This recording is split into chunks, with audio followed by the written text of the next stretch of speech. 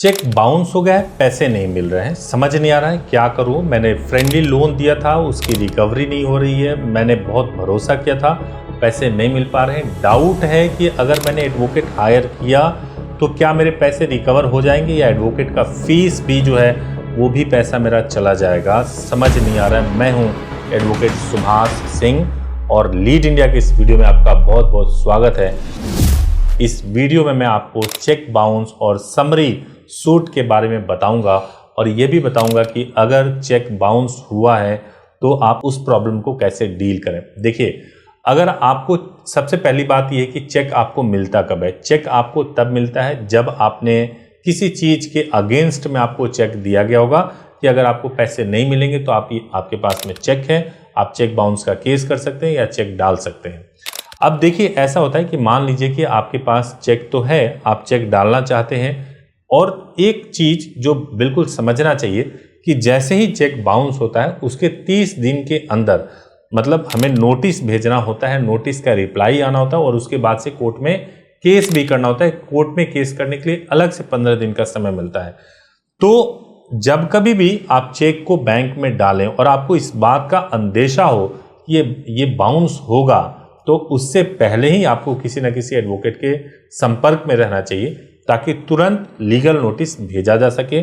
एक चीज़ और समझ लीजिए कि अगर आपने चाहे आपके पास में कोई एग्रीमेंट ना हो, केवल चेक बाउंस भी हो गया है तो भी एक प्रॉपर केस बन जाता है। नेगोशिएबल इंस्ट्रूमेंट एक्ट में सेक्शन 138 बहुत इंपॉर्टेंट होता है, इसमें सजा भी होती है और जो भी व्यक्ति जिसने चेक इशू किया है उससे जिससे रिकवरी करनी है, जितना अमाउंट होता है उसका डबल अमाउंट रिकवर किया जाता है।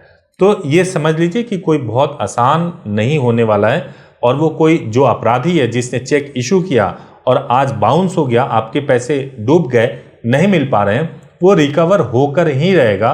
बस प्रोसेस को ठीक तरीके से फॉलो किया जाना जरूरी होता है। एक बात तो ये हो गई। दूसरी बात ये हो गई कि मान लीजिए कि आपने कोई प्रॉपर एग्रीमेंट किया हुआ है और प्रॉपर एग्रीमेंट होने के बाद से आपके पैसे डूबे हुए हैं, आपको पैसे नहीं मिल पा रहे हैं और आपके पास कोई ब्लैंक चेक नहीं है, तो हमारे पास राइट है कि हम समरी सूट फाइल कर सकते हैं। समरी सूट का एक ही कंडीशन होता है कि एग्रीमेंट होना चाहिए। अगर एग्रीमेंट है और आपके पैसे नहीं मिल पा रहे हैं तो आप समरी सूट फाइल करेंगे। ये चेक बाउंस से भी ज़्यादा क्विकली हो जाता है और इसमें पैसे की रिकवरी बहुत जल्दी होती है। एक और इम्पॉर्टेंट बात होता है कि कई लोग जब फ्रेंडली लोन देते हैं तो कोई एग्रीमेंट नहीं करते हैं। तो उसमें मेरा सजेशन ये है कि जब कभी भी आप फ्रेंडली लोन दें और कोई एग्रीमेंट ना हो और जब आप पैसे की मांग कर रहे हो तो नॉर्मली लोग कहते हैं कि अगले महीने दे दूंगा और 2 महीने बाद दे दूंगा। तो उनसे बहुत शांति से बात करें और उनको बोलें कि भाई साहब, आपको 2 महीने बाद देना है, मुझे कोई एतराज़ नहीं, लेकिन चलो एक एग्रीमेंट बना लेते हैं और उस एग्रीमेंट में आप ये लिख के दे दो कि आप 2 महीने के बाद मेरे पैसे दोगे जो मैंने आपको लोन के तौर पर दिया था। तो वो एग्रीमेंट जैसे बन जाएगा, आपके पास ये रास्ता हो जाएगा कि आप समरी सूट फाइल कर सकें। तो अगर आप चाहे एग्रीमेंट ना हो तो भी आप एग्रीमेंट बाद में बनवा करके इस काम को कर सकते हैं। अगर चेक बाउंस के केस को आप हैंडल कर रहे हैं, चाहे आपने चेक इशू किया था या आपको चेक मिला था, अगर बाउंस हो गया है तो आप हमारे हेल्पलाइन नंबर पे 8800-444-555 पर कॉल कर सकते हैं और कॉल करके बात कर सकते हैं। सुबह 9 बजे से लेकर शाम को 8 बजे तक कॉल कर सकते हैं। हम पूरी तरह से कोशिश करेंगे कि आपको गाइड करें।